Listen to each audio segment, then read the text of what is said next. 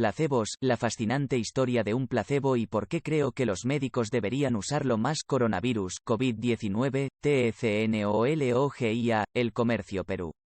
La cura de Platón para los dolores de cabeza prescribía una cierta hoja, pero también un hechizo que acompañaba al remedio. Y si uno pronunciaba el hechizo en el momento de su aplicación, el remedio te curaba perfectamente, pero sin el hechizo, la hoja no tenía eficacia. Hoy llamaríamos a ese hechizo de la receta Platón un placebo.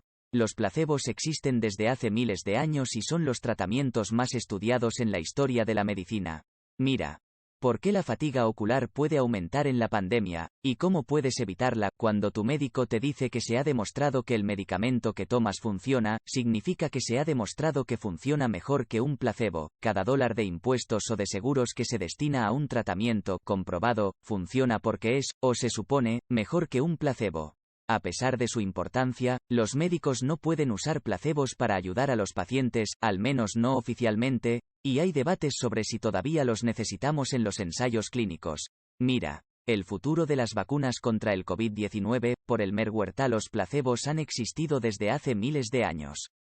Getty Images. Sin embargo, la ciencia de los placebos ha evolucionado hasta el punto en que nuestras opiniones tendrían que habernos hecho cambiar nuestro prejuicio contra ellos en la práctica, así como la posición privilegiada de los controles con placebo en los ensayos clínicos. En este recorrido por la historia de los placebos, mostraré el progreso que se ha logrado y sugeriré hacia dónde podría ir el conocimiento de los placebos en un futuro cercano. De agradables oraciones a agradables tratamientos. La palabra placebo, tal como se usa en medicina, se introdujo en la traducción al latín de la Biblia de San Jerónimo del siglo IV. El versículo 9 del Salmo 114 se escribió: placebo domino in regione vivorum. Placebo significa agradaré, y el versículo decía entonces: agradaré al Señor en la tierra de los vivos. Los historiadores estarán ansiosos por señalar que esa traducción no es del todo correcta. La transliteración hebrea es Isetalek Lifnai Adonai Barchot Hakayim, que significa: caminaré ante el Señor en la tierra de los vivos. Creo que los historiadores están haciendo mucho ruido sobre algo insignificante. ¿Por qué querría el Señor caminar con alguien que no fuera agradable? Aún así, continúan las discusiones sobre lo que, realmente, son los placebos. En ese momento, e incluso hoy, una familia que está de luto proporcionaba un festín para quienes asistían al funeral. Debido a que era un banquete gratuito, los parientes lejanos, y este es el punto importante, las personas que fingían ser parientes asistían al funeral cantando placebo, solo para obtener la comida. La palabra placebo surgió de la Biblia de San Jerónimo. Getty Images. Esta práctica engañosa llevó al filósofo inglés Geoffrey Chaucer a escribir: los aduladores son los capellanes del diablo, siempre cantando placebo. Chaucer también nombró placebo a uno de los personajes de El cuento del comerciante. El protagonista del cuento es Januarie, un viejo caballero adinerado que desea relacionarse con una mujer más joven llamada May. Para legitimar su deseo, considera casarse con ella. Pero antes de tomar su decisión, consulta a sus dos amigos, Placebo y Justinius. Placebo desea ganarse el favor del caballero y aprueba los planes de Januarie de casarse con May. En cambio, Justinius es más cauteloso, y cita las palabras de Séneca y Catón, quienes predicaron la virtud y la precaución al elegir una esposa. Después de escucharlos a ambos, Januarie le dice a Justinius que a él le importa un comino Séneca. Se casa con May. El tema del engaño también surge aquí, porque Januarie es ciego y no ve que May lo engaña. En el siglo XVIII, el término placebo pasó al ámbito médico cuando se utilizó para describir a un médico. En su libro de 1763, el Dr. Pierce describe una visita a su amiga, una dama que está enferma en cama. Encuentra a un Dr. Placebo sentado a su lado. El Dr. Placebo tenía un impresionante cabello largo y rizado, vestía a la moda y preparaba cuidadosamente su medicamento junto a la cama del paciente. Cuando el Dr. Pierce le pregunta a su amigo cómo está la paciente, ella responde: pura y bien, mi viejo amigo el doctor acaba de tratarme con algunas de sus buenas gotas. Pierce parece insinuar que cualquier efecto positivo que tuvo el Dr. Placebo se debió a su excelente comportamiento junto a la cama, más que al contenido real de las gotas. Con el tiempo, la palabra placebo comenzó a usarse para describir tratamientos. Desde el siglo XVIII, la palabra placebo comenzó a usarse con el sentido de tratamiento. Getty Images, hasta donde sé, el obstetra escocés William Smellie, en 1752, es la primera persona que usa el término placebo para describir un tratamiento médico. Escribió: convendrá recetarle algún placemus inocente que se tome entre ratos para engañar el tiempo y complacer su imaginación. Placemus es otra forma de la palabra placebo. Placebos en ensayos clínicos. Los placebos se utilizaron por primera vez en ensayos clínicos en el siglo XVIII para desacreditar a los curanderos.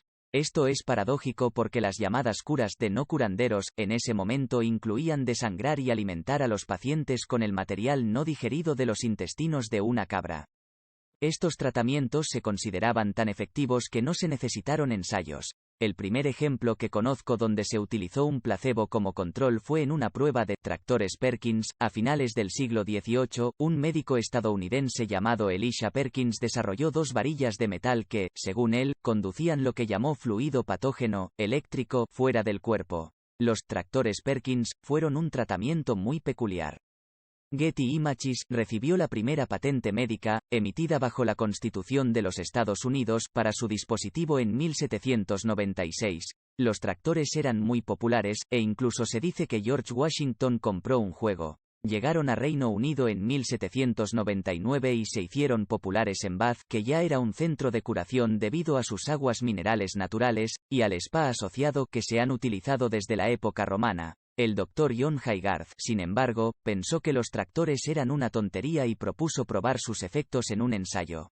Para hacerlo, Haygarth fabricó tractores de madera que fueron pintados para parecer idénticos a los tractores de metal de Perkins. Pero como estaban hechos de madera, no podían conducir electricidad. En grupos de 10 pacientes, 5 tratados con tractores reales y 5 con tractores falsos, los tractores placebo funcionaron tan bien como los reales. Haygarth llegó a la conclusión de que los tractores no funcionaban. Curiosamente, el ensayo no mostró que los tractores no beneficiaran a las personas, sino simplemente que no producían su beneficio a través de la electricidad. El propio Haygarth admitió que los tractores falsos funcionaron muy bien. Atribuyó esto a la fe. En otros ejemplos tempranos de placebos como control, se probaron los efectos de las tabletas de homeopatía comparadas con píldoras de pan.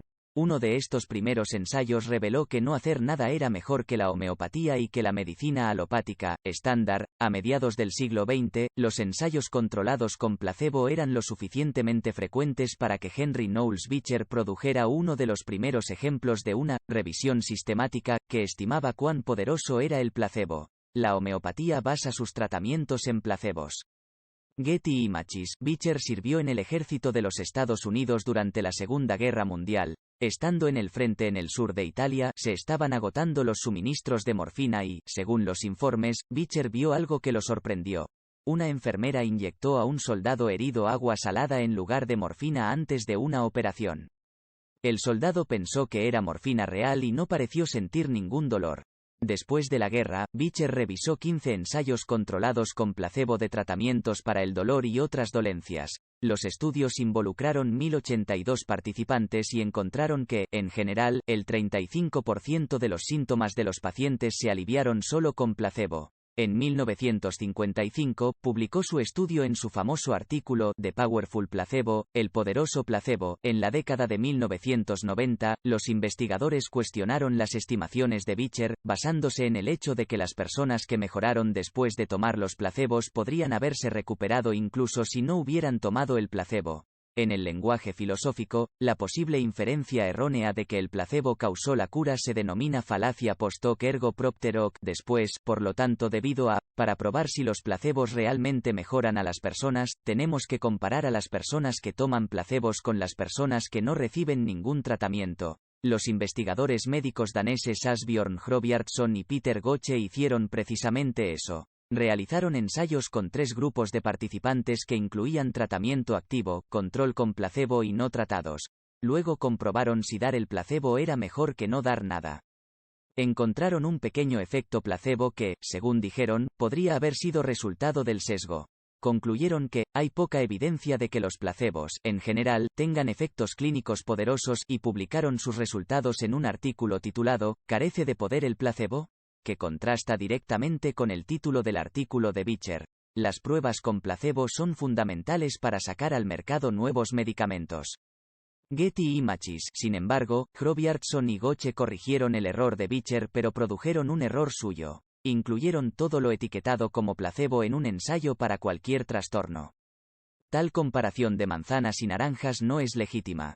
Si observamos el efecto de cualquier tratamiento para cualquier condición y encontramos un efecto promedio pequeño, no podríamos concluir que los tratamientos no fueron efectivos. Expuse este error en una revisión sistemática, y ahora es ampliamente aceptado que así como algunos tratamientos son efectivos para algunas cosas pero no para todas, algunos placebos son efectivos para algunas cosas, especialmente para el dolor. Cirugía placebo. Recientemente, se han utilizado ensayos de cirugía controlados con placebo. Quizás el más famoso de ellos es el del cirujano estadounidense Bruce Moseley, que encontró 180 pacientes que tenían un dolor de rodilla tan severo que incluso los mejores medicamentos no funcionaban. Les dio a la mitad artroscopia real y a la otra mitad artroscopia placebo. A los pacientes del grupo de artroscopia con placebo se les administró anestésico y se les hizo una pequeña incisión en las rodillas, pero no hubo artroscopio, ni reparación de cartílago dañado, ni limpieza de fragmentos sueltos de hueso.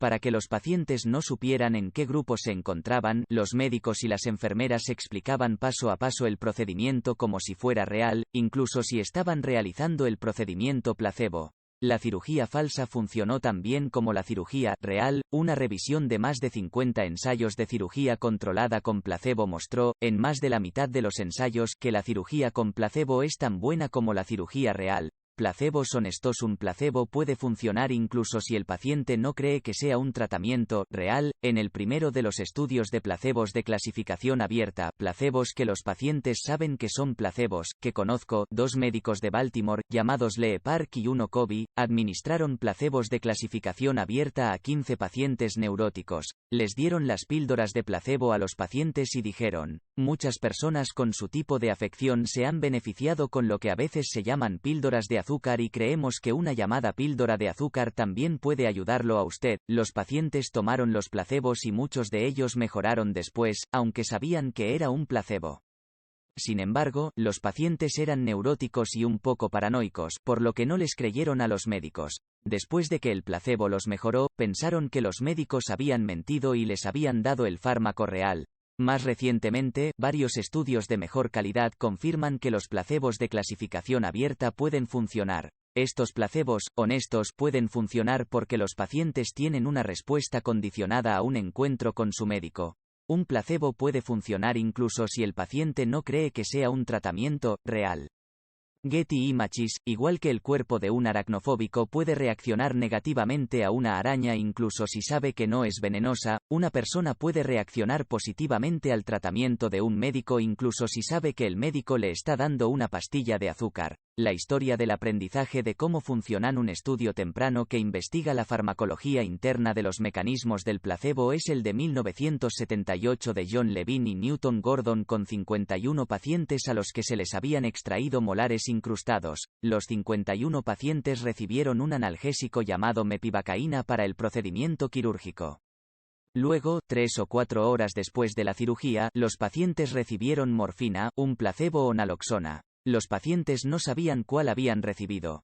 La naloxona es un antagonista opioide, lo que significa que impide que medicamentos como la morfina y las endorfinas produzcan sus efectos. Literalmente bloquea los receptores celulares, por lo que evita que la morfina, o endorfinas, se acople a esos receptores. Se usa para tratar la sobredosis de morfina. Los investigadores encontraron que la naloxona bloqueaba el efecto analgésico de los placebos. Esto muestra que los placebos provocan la liberación de endorfinas analgésicas. Desde entonces, muchos experimentos han confirmado estos resultados. Cientos de otros han demostrado que los tratamientos con placebo afectan al cerebro y al cuerpo de varias formas. Los principales mecanismos por los que se cree que funcionan los placebos son la expectativa y el condicionamiento. En un estudio exhaustivo publicado en 1999, Martina Amancio y Fabrizio Benedetti dividieron a 229 participantes en 12 grupos. A los grupos se les administró una variedad de medicamentos, se les acondicionó de diversas formas y se les dieron diferentes mensajes, para inducir una expectativa alta o baja. El estudio encontró que los efectos del placebo fueron causados tanto por la expectativa como por el condicionamiento. A pesar del progreso, algunos investigadores sostienen, y yo estoy de acuerdo, que hay algo misterioso en cómo funcionan los placebos. En una comunicación personal, Dan Moerman, antropólogo médico y etnobotánico, lo explica mejor que yo. Sabemos por todas las personas que realizan MRI que es bastante fácil ver lo que sucede dentro de la amígdala o cualquier otra parte que pueda estar involucrada, pero ¿qué mueve a la amígdala? Bueno, eso requiere algo de trabajo. Historia de la ética del placebo. La opinión aceptada en la práctica clínica es que los placebos no son éticos porque requieren engaño. Esta opinión aún no ha tenido en cuenta completamente la evidencia de que no necesitamos el engaño para que los placebos funcionen. La historia de la ética de los controles con placebo es más compleja. Ahora que tenemos muchos tratamientos efectivos, podemos comparar nuevos tratamientos con terapias probadas. ¿Por qué un paciente estaría de acuerdo en inscribirse en un ensayo que compara un nuevo tratamiento con un placebo cuando podría inscribirse en un ensayo de un nuevo tratamiento comparado con uno probado? Los médicos que participan en estos ensayos pueden estar violando su deber ético de ayudar y evitar daños. La Asociación Médica Mundial prohibió inicialmente los ensayos controlados con placebo cuando había disponible una terapia probada. Sin embargo, en 2010, cambiaron esta posición y dijeron que a veces necesitamos ensayos controlados con placebo, incluso si existe una terapia probada. Afirmaron que había razones científicas para hacer esto. Estas llamadas razones científicas se han presentado utilizando conceptos confusos para la mayoría de la gente, como sensibilidad del ensayo y tamaño del efecto absoluto. En lenguaje sencillo, se reducen a dos afirmaciones erróneas. 1. Dicen que solo podemos confiar en los controles con placebo. Esto fue así en el pasado. Históricamente, los tratamientos como la flebotomía y la cocaína se usaban para una serie de dolencias, pero a menudo eran dañinos. Digamos que hicimos un ensayo comparando la flebotomía con la cocaína para la ansiedad, y resultó que la flebotomía era mejor que la cocaína. No pudimos inferir que la flebotomía fuera efectiva. Podría haber sido peor que un placebo o no hacer nada. En estos casos históricos, hubiera sido mejor comparar esos tratamientos con un placebo. Pero ahora, tenemos tratamientos efectivos que pueden usarse como puntos de referencia.